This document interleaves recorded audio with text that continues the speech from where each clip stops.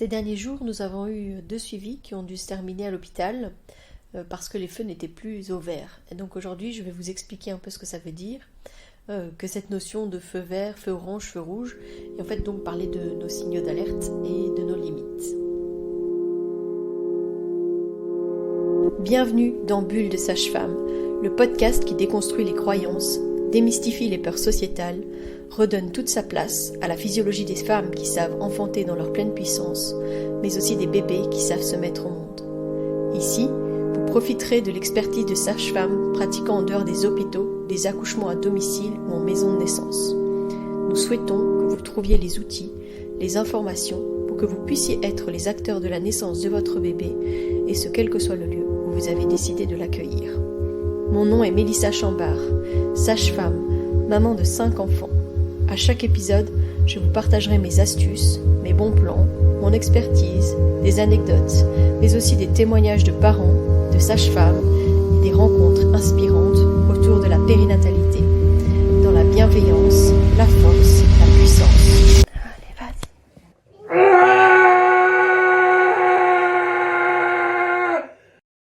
Bonjour. Eh bien, je suis très contente de vous accueillir pour ce 2e épisode de Bulle de Sage-Femme. Et aujourd'hui, j'ai décidé du coup de vous parler de ces notions de feu vert, feu orange, feu rouge qu'on utilise souvent, nous, en tout cas à la maison de naissance, pour parler justement de nos limites et de qu'est-ce qui est important pour cadrer, en tout cas être sûr de rester dans le bon, voir arriver peut-être les glissements qui risquent de nous amener vers la pathologie, et donc prendre la décision de diriger la naissance plus vers l'hôpital ou de transférer si on est en travail à la maison ou à la maison de naissance. Donc même si on a la chance d'accompagner des naissances qui sont extraordinaires à domicile ou à la maison de naissance, il arrive parfois, pour une raison ou pour une autre, qu'on doive aller à l'hôpital. Et donc c'est toujours un peu difficile de renoncer à son projet, mais on explique déjà dès le début quelles sont ces balises pour nous permettre de rester dans quelque chose qui est correct, qui est bon pour les femmes et pour les bébés.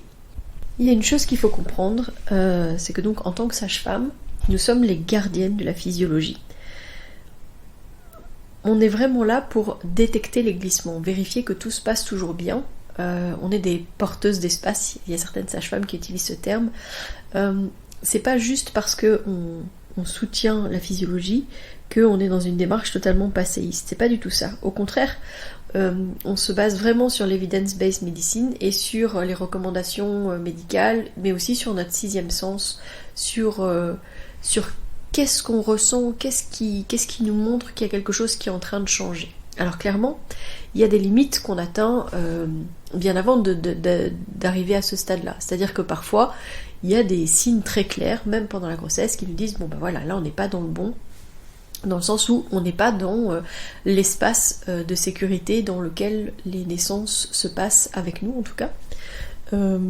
Et donc on a défini déjà des premiers feux verts qui sont tout simplement d'avoir un bébé qui se présente tête en bas. Ça ne veut pas dire qu'un bébé en siège, on ne va pas suivre une femme qui a un bébé en siège parce que son bébé peut encore tourner jusqu'à la dernière, au dernier jour. Enfin, il peut vraiment se tourner le jour de sa naissance, voire assez tardivement. Mais on va tout mettre en place pour que cette femme, pour que ce couple, pour que ce bébé puisse être suivi dans un lieu qui accepte potentiellement un siège voix basse, peut-être un lieu où on va pouvoir les accompagner. Donc il y a une clinique du siège ici en Belgique qui est dans un hôpital universitaire à Bruxelles. Et donc on a déjà eu certaines de nos patientes qui ont été vues là-bas, mais qui n'ont pas forcément accouché là-bas parce que parfois le bébé avait justement fait sa dernière pirouette. Mais donc un bébé tête en bas, tout seul. Donc c'est vrai que dès le début, on n'accepte pas les grossesses gémellaires. Donc ça c'est un premier feu vert déjà dès le tout début de grossesse, parce que parfois on peut commencer à se rencontrer et puis on fait une première échographie et là on nous annonce qu'il y a 2 bébés. Le plan c'est plus l'accouchement à la maison ou en maison de naissance, mais c'est peut-être trouver justement un accompagnement qui sera ok à l'hôpital. Donc on s'adapte dès le début on va dire. Un des premiers grands feux verts, c'est le fait d'être à 37 semaines. Donc quand nous on parle de 37 semaines, c'est 37 semaines d'aménorrhée. Donc on compte à partir du premier jour des dernières règles. C'est pas les semaines de grossesse. Donc 37 semaines d'aménorrhée. À partir de cette 37e semaine, on considère que les bébés sont à terme. Donc même s'ils sont avant le terme théorique, ils sont finalement en fait pré-terme, mais ils ne sont plus considérés comme des prématurés. Donc un bébé à partir de 37 semaines peut naître à la maison de naissance ou à son domicile. Voilà. Donc ça c'est vraiment le premier grand feu vert et souvent c'est vécu un peu comme une libération, un premier cran où on peut relâcher parce que les femmes savent qu'avant ça, ça ne sera pas possible avec nous. Et alors bizarrement en plus souvent les jours qui précèdent, les semaines qui précèdent, les femmes contractent un petit peu plus. Il y a un peu de stress à mon avis, que le bébé s'en vienne un petit peu trop tôt et puis que les plans doivent changer quoi. Donc nous on est les gardiennes de la physiologie comme je disais. Ça veut dire que en fait on détecte si jamais il y a des soucis, ça c'est notre travail. Parce que dans une conversation qu'on va avoir avec nos patientes, parfois on va avoir des petits signaux d'alerte, hein, comme des petites lumières qui s'allument, qui nous disent oh, tiens, ça je dois checker, je dois faire le lien avec ce que je vais avoir ensuite quand je vais faire mon examen médical. C'est clairement ces moments d'échange vont parfois nous amener des petites puces à l'oreille, des petites lumières. Et on va échanger avec le couple vis-à-vis de ça assez facilement et on va dire tiens, est-ce que tu as vu ça, est-ce que tu ressens ça, est-ce que... Enfin voilà. Donc pour avoir une idée plus claire de est-ce que c'est juste par exemple bêtement une femme qui me dit qu'elle a eu de très forts maux de tête, je vais lui demander le contexte, qu'est-ce qui l'a aidé, comment ça s'est passé, est-ce qu'il y avait d'autres symptômes qui étaient associés pour être sûr qu'on n'est pas face à une complication ou à une pathologie. Donc c'est vraiment prendre dans sa globalité. Être attentif aussi à qu'est-ce qui est dans la norme de cette femme. Si j'ai une femme qui a une tendance à avoir des migraines ophtalmiques déjà depuis très longtemps, je vais être évidemment attentive. Ça ne veut pas dire que je ne vais pas écouter, mais je vais aussi essayer de voir s'il y a un lien avec ce qu'elle vit d'habitude, si elle a réussi à calmer ses douleurs ou sa gêne comme elle le fait d'habitude, ou si ça avait un autre aspect, ou en tout cas qu'elle le vivait différemment et qu'il y avait quelque chose qui était différent. Voilà. Donc toujours se baser aussi sur qu'est-ce qui est la norme chez elle pour être sûr voilà, qu'on n'est pas face à quelque chose qui est de l'ordre de sa norme à elle, mais ne pas passer à côté de quelque chose. C'est aussi être fort à l'écoute du ressenti, des intuitions des parents. Parce que c'est quelque chose qu'on oublie souvent, on se base un petit peu trop sur nos outils médicaux, technologiques, etc. pour juste s'empresser de dire que tout va bien et que rien ne se passe, etc. Mais quand une femme nous dit qu'il y a quelque chose qui ne va pas, c'est vraiment une information à prendre en priorité parce que les femmes sont les meilleurs experts de leur bébé. Je veux dire, personne n'est relié à ce bébé 24 heures sur 24 comme elles le sont. Et donc s'il y a quelqu'un qui peut vraiment lever un drapeau rouge et dire « Là, moi je suis pas en sécurité, il y a quelque chose qui ne va pas chez mon bébé », c'est les mamans. Je me souviens d'une situation d'une maman qui m'a appelée en me disant « Écoute, Mélissa, je suis inquiète, mon bébé bouge pas. En tout cas pas comme d'habitude, enfin il y a quelque chose qui ne va pas. Je l'ai pas senti bouger depuis un petit moment, je voudrais savoir ce que t'en penses, qu'est-ce que je dois faire ?» Alors, en fonction du terme de la grossesse, en fonction du moment où on en est, je vais pas forcément avoir les mêmes réflexes, enfin, en tout cas je vais mettre en place des choses qui vont être différentes en fonction du moment de la grossesse, de qu'est-ce qu'elle me décrit, de qu'est-ce que je vais lui proposer de faire si elle ne l'a pas encore fait, etc. Donc là j'avais commencé par lui dire effectivement de prendre quelque chose de sucré, et de voir un petit peu si son bébé bougeait, de le stimuler un petit peu, de le bouger. On était avec un bébé qui était quasi à terme, enfin qui était à terme en fait, qui était après 37 semaines en tout cas, qui aurait pu venir sans souci à ce moment-là. Et malgré ça, elle m'avait rappelé peu de temps après en me disant non écoute ça ne va pas mieux. Donc j'avais été faire un monitoring sur place, et j'avais un bébé effectivement avec un rythme enfin nous on dit qu'il n'est pas assez variable, donc ça veut dire que c'est un bébé un peu comme si il dormait en fait. C'est un rythme typique de bébé qui dort, on va dire. Mais là, sa maman avait l'air quand même de dire que c'était depuis longtemps. Et malgré les stimulations, malgré le sucre, ça ne passait pas. Donc j'ai dit, on va à l'hôpital. Donc on a été ensemble à l'hôpital. Mais la posture des soignants qui nous ont accueillis, ça a d'abord été de remettre en question et la parole de cette femme, en lui disant, vous êtes sûre, peut-être que vous l'avez juste pas senti, enfin voilà. Et ensuite de me remettre en question moi en disant, est-ce que vous êtes sûre que vous avez bien réglé votre monitoring? Donc je dis, ça fait quand même quasi 15 heures que ce bébé est en pause. Donc là maintenant on vient parce qu'on voudrait qu'il y ait une échographie qui soit faite. Mais c'est pas comme ça que ça s'est fait. On l'a d'abord remis sous monitoring et puis il fallait attendre ensuite de refaire une échographie. Et une énième petite gaufre plus tard, ce bébé s'est réveillé. Donc, tant mieux pour le bébé. Mais par contre clairement, du coup l'équipe médicale a d'autant plus remis en question ce qu'avait dit cette femme, alors que c'était quand même assez important. Et quand moi j'ai même dit au médecin, mais alors qu'est-ce que vous en pensez? Est-ce qu'on peut toujours considérer qu'elle peut accoucher à domicile? Et le médecin sur place m'a dit, je ne vois pas du tout pourquoi ça ne serait pas possible. Bon, donc on est reparti, on en a reparlé ensemble, qu'est-ce que vous en pensez, etc. Ils étaient quand même pas rassurés. Cette maman, elle était quand même interpellée par la réaction des soignants sur place, le fait qu'on l'ait pas pris au sérieux, c'était assez interpellant. Bref, on s'est vu 2 jours plus tard, et j'ai remis un monitoring, et pendant le monitoring, j'ai vraiment un bébé qui a fait son cœur a fortement baissé, donc on dit qu'il a décéléré, au point que moi, j'avais du mal à le capter, quoi, donc j'étais pas du tout rassurée. Et j'ai pris mon téléphone et j'ai appelé son gynéco, parce que bon, voilà, il est remonté, voilà.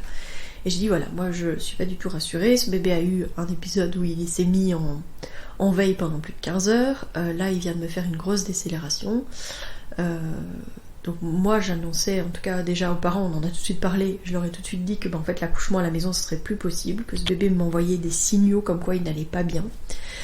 Et quand je l'ai dit au médecin, évidemment il m'a juste dit, une décélération unique comme ça ne veut rien dire, ouais, voilà. En tout cas j'avais mis les mots en disant ça ne sera pas à la maison, mais voilà, je vous accompagnerai, il n'y a pas de souci, enfin voilà. Et au final, dans la nuit ou au petit matin, je crois, elle a rompu sa poche et commencé son travail. Et ce bébé était pas bien, en fait. Ce bébé était pas bien. Quand on a voulu accélérer le travail à l'hôpital, il a été pas bien du tout. Donc on a tout stoppé, on a calmé les contractions. Quand il est né, dans mes souvenirs, il y avait un état infectieux, enfin il y avait quelque chose, quoi. Donc ce bébé avait donné des signaux que personne n'avait entendus autre que sa mère. Et sa mère qui me l'avait dit avait fait que je m'étais inquiétée pour lui. Et ensuite j'avais pu constater moi-même. Mais donc c'est vraiment important de remettre en avant l'expertise des parents, l'expertise surtout des mères, parce que c'est elles qui vivent en contact continu 24 heures sur 24 avec leur bébé. Une fois que le bébé est né, je répète aussi beaucoup au papa et je leur dis, vous êtes tous les deux les meilleurs experts de ce bébé. S'il y a quelque chose que vous sentez qui n'est pas correct, c'est bon en fait de le dire et c'est ok d'en parler, parce que c'est important de reconnaître que ce sont eux qui connaissent le mieux leur bébé. Et à nouveau parce qu'on est tous différents, et à nouveau parce que les bébés sont tous différents et que c'est important de s'ajuster et de vérifier par rapport à ce que nous disent les parents. Moi, quand cette maman elle me dit, elle sort de la voiture, je me souviens quand on est arrivé à l'hôpital et puis qu'elle me dit, oh, Mélissa, d'habitude quand on est en voiture, il bouge dans tous les sens, et là il a pas bougé. Mais j'entends sa détresse, sa peur, sa crainte, et on est là pour s'assurer que tout va bien. Et on est venu jusqu'à l'hôpital pour ça. Donc voilà. Donc il faut vraiment être à l'écoute de tous ces signaux-là. Et il faut aussi énormément écouter son 6e sens. Je sais qu'il y a une chose qui est importante, c'est que quand, en tant que sage-femme, je suis face à une situation, je me dis toujours que, en fonction déjà de ce que je ressens à l'intérieur de moi, je dois absolument me fier au moment où ça toque fort dans mon cœur, ou en tout cas qu'il y a quelque chose qui monte en mode il y a une alerte là, il y a quelque chose qui ne va pas. Parce que ça veut dire que je dois vraiment être d'autant plus attentive à ce qui se passe autour de moi pour intervenir, pour remarquer un signe, quelque chose qui va me montrer qu'on sort de la physiologie et donc qu'on a peut-être un feu orange. Un feu orange, ça veut dire que c'est pas un danger imminent, mais c'est quelque chose qui me dit c'est en dessous là, c'est sous-jacent, il y a quelque chose qui mijote là, il faut être attentif, il faut faire attention. Ou carrément là il y a quelque chose qui va pas du tout, et on est en feu rouge et il faut qu'on parte quoi. Ça peut arriver, je dis pas, c'est pas arrivé souvent, mais ça m'est arrivé. Ça m'est arrivé et il fallait faire tout de suite quoi, clairement. Donc voilà. C'est dans les histoires qu'on a autour de nous, et puis ben voilà, dans les suivis qu'on a, dans les feux vert, orange et rouge, donc dans ce système qu'on donne et qu'on explique aux gens, voilà, quand on observe quelque chose qui n'est pas forcément normalement dans la norme, mais qu'on sait dans la norme de cette femme, on peut dire clairement que les feux sont verts, en fait. Je vais prendre un exemple qu'on a actuellement. On suit un couple avec un bébé qui est quand même attendu comme étant assez costaud. Et je sais qu'il y a des professionnels qui peuvent avoir peur de ça, qui peuvent se dire on est passé à côté d'une pathologie, on est passé à côté d'un diabète, il y a quelque chose qui ne va pas. Sauf que cette maman, elle fait 1m83. Donc en fait, elle est elle-même en dehors de la norme, elle est elle-même voilà, au-dessus des courbes, au-dessus de la moyenne, quoi. Et donc, si je la mettais sur les fameux percentiles qu'on utilise pour les bébés, elle serait elle aussi un P90 facilement, quoi. On dit que les femmes font des bébés qu'elles sont capables de mettre au monde en dehors de toute pathologie, en dehors de toute malformation au niveau du bassin, au niveau, enfin voilà, et au niveau de pathologie comme le diabète qui va vraiment amener à des différences de disproportion au niveau du bébé, etc.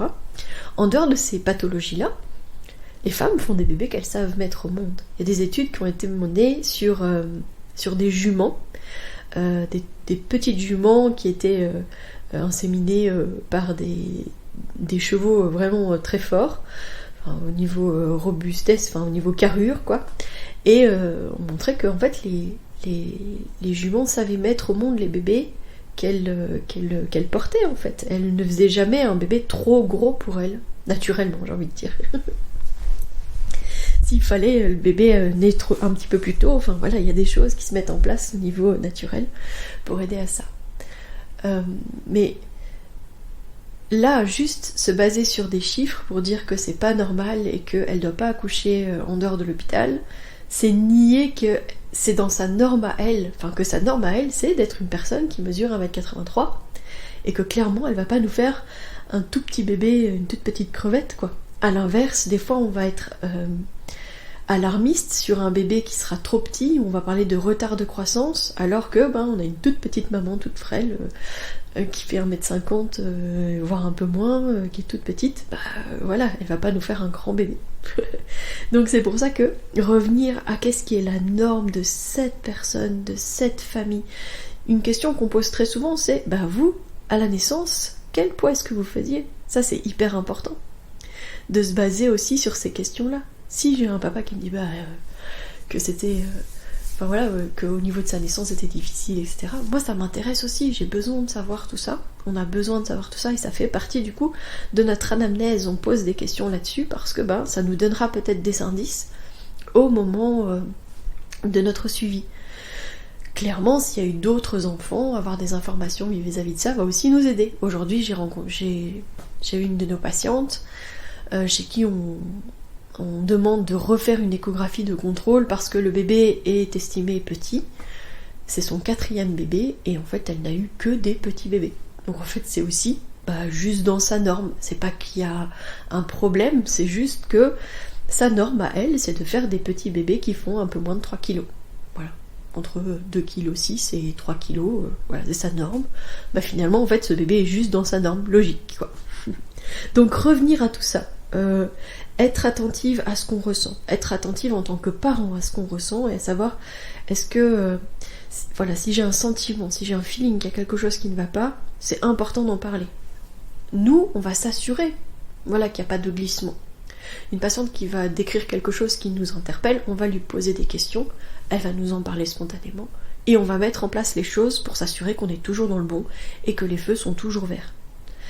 Ça m'est aussi arrivé d'avoir dans un suivi une patiente pour qui les feux sont passés à l'orange. Ah, ok. On avait eu notamment par exemple un placenta bas inséré, je crois. Et puis voilà, avec la croissance de l'utérus, finalement ce placenta était remonté. Et donc l'accouchement à la maison de naissance était à nouveau possible. Une fois aussi une patiente qui avait des malaises, des tensions qui n'étaient pas top, etc. mais qui s'est stabilisée, puis qui a été tout à fait dans la norme. Voilà, on est passé du orange et puis on est repassé au vert. Voilà. Donc c'est important aussi de se dire que tout ça n'est pas figé, mais que c'est une sécurité, quelque chose qu'on met en place pour s'assurer de ne pas passer à travers quelque chose, et aussi pour rester dans ce qui est bon pour la femme, pour les couples, pour les bébés, pour que tout se passe sereinement. Voilà. Une autre situation, et donc d'autres moyens qu'on se donne, c'est par exemple la rupture de la poche. Donc ça, je pense que j'en reparlerai de manière plus claire, mais voilà, dans les situations qu'on a eues dernièrement et qui a fait que la naissance n'a pas eu lieu à la maison de naissance, c'est que la femme s'est mise en travail, mais que ne s'est pas mise en travail, pardon, elle a rompu sa poche et justement elle ne s'est pas mise en travail, et donc on a dû la transférer parce qu'on avait besoin de la médecine pour potentialiser son travail et que les contractions se mettent en place pour qu'elle puisse accoucher. Là on rentre dans le orange et dans le rouge, non pas parce qu'on a des signes, mais parce qu'il y a des choses qui ne se mettent pas en place, et puis parce qu'on a un cadre pour rester dans la sécurité, et puis transférer nos patientes dans de bonnes conditions pour qu'elles soient bien accueillies dans les hôpitaux, et que eux puissent mettre en place leur propre protocole, voilà, pour que personne ne soit un peu en porte-à-faux et pas bien accueilli pour nous, et pour eux ne pas se sentir respectés parce que d'autres sages-femmes travaillent de manière différente, mais les rendent un peu en insécurité. Donc c'est vraiment un travail un peu d'équilibriste comme ça, mais ça c'est hyper important de se respecter les uns les autres, puis de respecter ce qui est en train de se passer. Donc on a pris certaines décisions et on a transféré certaines femmes parce que c'était nécessaire dans ce genre de situation. Donc voilà, ou alors les tensions, ça j'en ai déjà parlé, on a déjà eu une patiente ici qui d'un seul coup présente une tension fort élevée, sans autre signe, voilà, ni au niveau urinaire, ni voilà. Mais en premier lieu, évidemment, je lui ai proposé de s'installer calmement dans un fauteuil à la bulle, que j'allais voir une autre patiente, etc. Et puis que j'allais recontrôler sa tension. Quand j'ai repris sa tension et qu'à nouveau c'était pas bon, je lui ai dit écoute, là maintenant j'aimerais que tu ailles faire un bilan à l'hôpital. C'était tellement élevé que je pouvais pas juste dire je vais te faire une prise de sang, on verra les résultats, etc. Non, là je lui ai clairement dit là j'ai besoin que tu ailles à l'hôpital pour faire un bilan, je vais appeler ta gynéco pour que tu sois vue, et puis qu'on fasse un monitoring sur place et puis qu'on vérifie tes tensions. Et puis là-bas ça a continué à augmenter et à glisser, et puis on est clairement allé vers de la pathologie. Donc c'est important de reconnaître aussi ce qui est médico-médical. Il n'y a pas que le sixième sens, la parole, etc. C'est lié à tout un tas de paramètres. C'est multifactoriel en fait.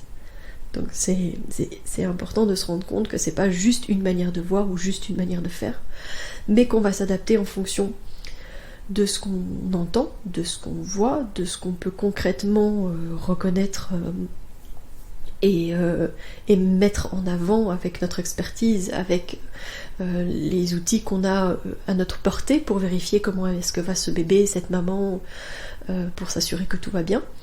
Et puis c'est aussi reconnaître l'expertise des autres et le besoin de faire appel aux autres quand c'est nécessaire et quand on est dans nos limites. Reconnaître la limite au niveau médical, de savoir que là on rentre dans la pathologie, que ce n'est plus de notre ressort et qu'on a besoin de nos collègues de l'hôpital pour pouvoir être en sécurité pour cette femme, pour ce bébé. Donc voilà.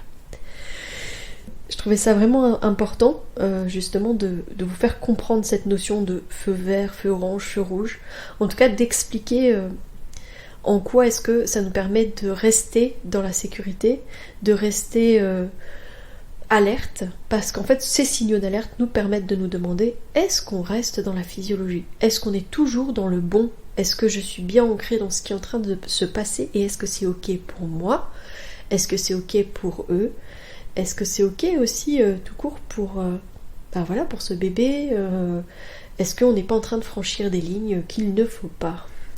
Donc pour récapituler, on est vraiment feu vert, tous les signaux sont ok. La maman et le bébé sont en bonne santé. On n'a rien décelé ni chez l'un ni chez l'autre au cours de la grossesse. Rien non plus dans les premiers instants où elle est là ou pendant son travail.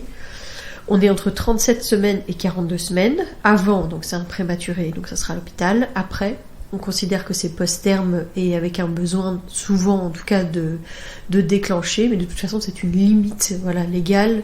Comme quoi on ne fait pas d'accouchement en dehors de l'hôpital au-delà de 42 semaines. Le bébé est tout seul, mais ça, on le dit déjà depuis le début, et il était en bas. Voilà. Un feu orange, ça va être un signal d'alerte, ou des signaux d'alerte, parce que c'est vrai que quand il y a des feux orange, c'est quand même souvent plusieurs petites puces à l'oreille qui viennent. Mais le feu orange, c'est souvent qu'il faut être attentif, parfois investiguer plus profondément, demander à ce que la personne soit vue rapidement par son gynécologue. Parfois, ça va être de demander aussi à une patiente d'aller aux urgences. Là, dernièrement, j'ai eu ça avec un bébé que j'ai trouvé tachycarde, donc avec un cœur qui battait beaucoup trop vite. Il était tard le soir, on n'était pas à la bulle, on était à domicile, donc j'avais pas de moyen de mettre un monitoring pendant un temps plus long et m'assurer que c'était peut-être juste une phase. Et d'un commun accord, parce que je pense que la maman elle l'a senti aussi, elle a été aux urgences pour être vue en salle d'accouchement et faire un petit check-up, s'assurer que tout allait bien. Et voilà, c'était un signal d'alerte sur le moment, et puis ensuite tout est rentré dans la norme, donc elle est revenue dans un cycle avec un feu vert, mais on s'est dit que de toute façon on resterait attentif parce que c'était potentiellement un signe que ce bébé avait quelque chose qui pouvait amener un glissement plus tard. Donc on reste attentif, c'est vraiment le phare, le signal, attention, restez bien en veille, même si en fait on le fait toujours, mais je crois qu'on est d'autant plus attentif dans ce genre de situation. Les feux rouges là clairement, c'est sûr et certain que la naissance elle n'a pas lieu avec nous, enfin pas en dehors. En tout cas pas avec nous, pas à la maison de naissance, pas à domicile. Si on le peut, on accompagnera toujours nos patientes si c'est leur souhait. Mais voilà, ça peut être décidé au cours de la grossesse, et puis ça peut aussi être un motif de transfert pendant le travail pour aller à l'hôpital parce que c'est nécessaire. On reparlera de ça parce que je pense que c'est quelque chose qui fait peur, voilà. Et donc je pense que, comme on l'a dit, ce podcast c'est pour parler des réalités du terrain, c'est pour parler, démystifier les peurs, mais aussi mettre les pieds dans le plat quand c'est nécessaire. Je pense qu'on le fera. Merci en tout cas d'avoir écouté ce deuxième épisode de Bulle de Sage-Femme. Le prochain épisode justement, il traitera de ce sujet des transferts, de quand est-ce qu'on part, parfois de la difficulté qu'on a à être reçu dans les hôpitaux parce que évidemment quand on vient c'est que quelque chose ne va pas. Je pense que du coup ça renvoie une image pas positive des accouchements en dehors des hôpitaux, et donc je pense que on va parler de ça dans le prochain épisode. Donc rendez-vous la semaine prochaine pour ce sujet qui s'annonce déjà très très intéressant. Je ferai un épisode solo, et puis le prochain épisode ce sera avec une interview d'une collègue qui a justement cette double casquette de travailler à la maison de naissance mais aussi à l'hôpital, et donc qui est face à cette double réalité, double point de vue, et donc je pense que c'est quelque chose de très intéressant à entendre. Donc rendez-vous alors dans 15 jours pour cette interview avec cette collègue. Si vous souhaitez échanger à propos des différents sujets abordés dans ce podcast, vous pouvez interagir sur les posts dédiés à chaque épisode sur nos réseaux sociaux Facebook et Instagram. Vous pouvez également me joindre par email à melissa.chambard@gmail.com. Je serai également ravie de collaborer avec vous, que ce soit pour un témoignage, une rencontre ou pour savoir quel sujet vous intéresserait à l'avenir. Je vous invite à vous abonner pour ne rien louper des prochains épisodes, mettre des étoiles, des commentaires et surtout à partager pour faire rayonner, voyager ce podcast, pour démystifier l'accouchement en dehors de l'hôpital, parler de ses suivis, de ses naissances et continuer à accueillir en douceur les adultes de demain.